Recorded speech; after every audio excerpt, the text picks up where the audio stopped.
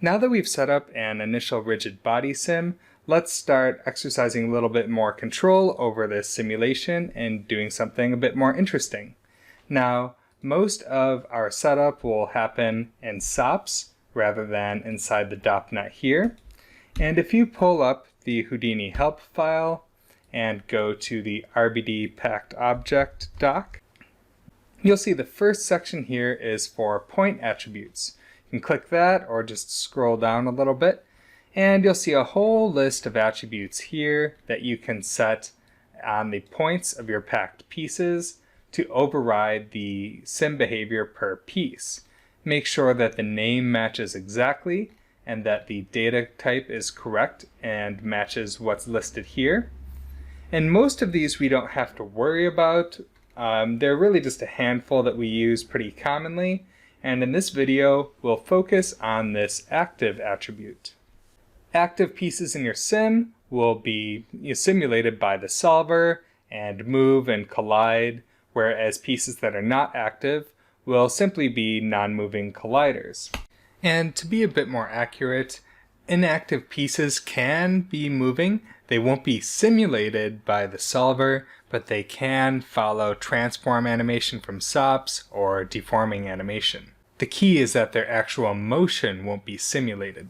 Now, one way that we can set up that active attribute is by setting up an active frame attribute on each of our pieces, and then just before the sim, we'll compare the current frame to that active frame value and set the active attribute accordingly. So you can set the active frame in many ways. You could randomize it per piece. You could set a fit range to be based on the bounding box of the object. But one of the most common ways of setting up an active frame will be based on the proximity of some sort of animated object. So we'll import our monster here to use as our activator object. Let's pull this to the side and we'll object merge, and in our merge we'll specify object, assets monster, and out monster. And now with our monster imported, we can convert this into a VDB, and we'll just use some basic grouping and determine when the monster intersects with our rigid body pieces. So we'll just do a VDB from polygons. Maybe I'll increase that voxel size a little bit because this doesn't need to be very accurate. A low res volume is absolutely sufficient. And oftentimes with an activation object like this, you want to expand it a bit so that pieces get activated whenever they get near the object and they don't have to touch it exactly. So let's just try expanding this. Maybe 10's a little bit too extreme. You can try something like 3, seems like a good starting point. And one thing that's very important about setting up these active frame values and ultimately the active value is that once you have this set to active, you never want it to revert back to inactive. So it's not enough to just compare on every frame to see if the monster's touched it. We need to accumulate across all of the frames and determine what the earliest activation frame is and make sure that never changes later. So whenever we're doing some sort of an accumulation effect like that in SOPs, we can use a SOP solver. So if you type in solver, we can connect our sim pieces to that, and we can connect our VDB to the second input. And I like to set some really high default active frame value so that everything by default will maybe have a value of 10,000 for their activation frame. So if they're never touched by this monster, they'll ultimately never activate. So we'll just drop in a point wrangle, and I'll just say active frame default. And in this expression, I'll say I at active frame equals 10,000. Maybe before we run this solver, I'll also reduce that reshape a little bit because this is looking maybe a little bit extreme with that expansion. And then we can dive inside the solver. And I've mentioned previously that anytime you use a subnet, you want to make sure to use an output node at the end so that you don't accidentally set your display flag to the wrong node and output the wrong result. And the same thing is true for a SOP solver. So always create an output for the end. And if input 1 is our geometry and input 2 is our monster, we can just use a group node to figure out what is currently being touched by that monster. So we'll connect input 1 to the first, input 2 to the second. We'll set the group type to be points, and we'll call this activate. And we want to turn off that base group and turn on bounding regions, set it to bounding volume. And if you middle mouse on that, you can see our activate group is currently detecting 196 pieces that our monster is currently touching at this frame. If I control template that second input, you can see sure enough, he's touching a whole bunch of pieces over there. Now once we have this activate group set up, we can set our active frame value based on that, and we'll do that in a point wrangle, and we can connect that activate group to our wrangle node.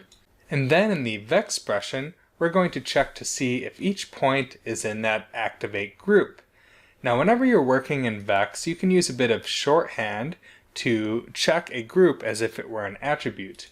We can say if at group underscore activate is equal to 1, then we'll set the active frame value equal to the current frame. Now if we just leave this as it is and connect this point wrangle to our output, then every time a piece gets touched, it's going to get a new active frame value. And we want to make sure that once it gets an active frame, that it maintains that earliest activation and it doesn't get overwritten later. So we'll need to compare on each frame our current activation to the previous frame to find the minimum. So we've got this previous frame in our SOP solver here, and you can connect that to the second input of the wrangle. And we'll set the active frame equal to the result of the minimum vex function, and we'll pass in the current active frame, and then we'll look it up from our previous frame with the point function, looking up input 1, the active frame attribute for the current point at ptnum. And we can rename this to accumulate active frame, and then we'll go out to SOPs to test this. Now this isn't a requirement, but I often like to use a time shift at the end of the SOP solver to force this to give us the result at the end of our overall time range. In some cases, when using a SOP solver, this is important. In some cases, it's less so, but I find it cleaner to work this way regardless. So you can create that time shift, Control-Shift-Click to remove that frame expression, and set that to 1150, and let this run for a moment. In my case, this is taking, looks like a little bit over 30 seconds. And then once that's finished running, we can test this both by looking at the spreadsheet to see if it looks like we have reasonable values across our geometry. It looks like we're getting a good accumulation of various values, but it's better to test this with a blast node. You could go ahead and try this in the sim, but you can often save yourself a lot of trouble if you test this in a non-sim way first.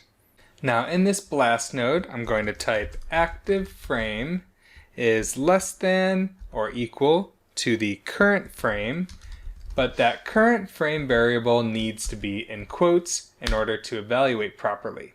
You can middle click on that group parameter to make sure that it's returning the correct result, and you can see it's checking the active frame against 985 because that's the frame we're at, and you can see that updating if we move around in time, which would not work correctly without those backticks. However, in order to get this blast to work correctly, we have to set the group type to points because active frame is a point attribute. And with that active frame check set up, I'll rename our blast to check activation. And then if we scrub through our timeline, you can see these pieces being deleted as they're activated by the monster's intersection. It's a little bit hard to see with this gray on gray, but sure enough, if you look closely, you can see all those pieces are disappearing when he touches them. Now, if we refer back to the RBD packed object doc, you'll see the actual attribute we need to set is called active, not active frame. So before the simulation, just before our sim piece is null, we'll need to add another wrangle to set that active value. So just drop in a point wrangle. I usually just call this sim adders because in the future we might be setting a lot more in this attribute wrangle aside from just the active value. And then in this vexpression, we'll type I at active equals at active frame is less than or equal to at frame. Now this conditional statement, active frame is less than or equal to frame, will always return 0 or 1, 0 if it's false, 1 if it's true. So this is a good shorthand to set that active value. And it's also worth noting that all of the attributes that we care about need to be on points. You'll notice that the name attribute is listed as one of those point attributes here. Although our initial sim worked without our name attribute being pushed down to points, you can see by default with our setup so far, our name attribute is on prims. We really should make sure that our name is a point attribute for it to be used properly in the simulation. So I always add in an attribute promote just before the simulation to promote from prims to points and select that name attribute.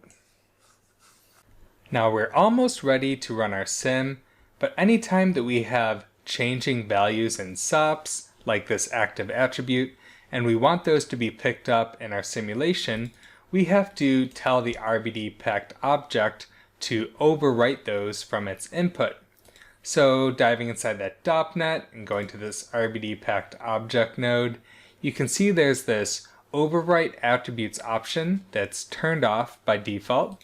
So you can turn that on, and this will default to overwriting the active, animated, and deforming attributes from SOPs.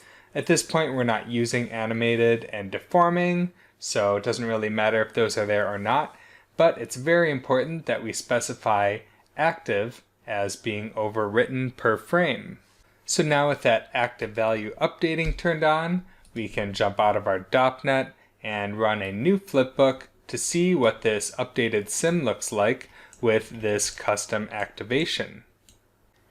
And now after letting that run for a couple minutes, our flipbook is done, and you can see our per frame activation is working correctly based on contact with the monster.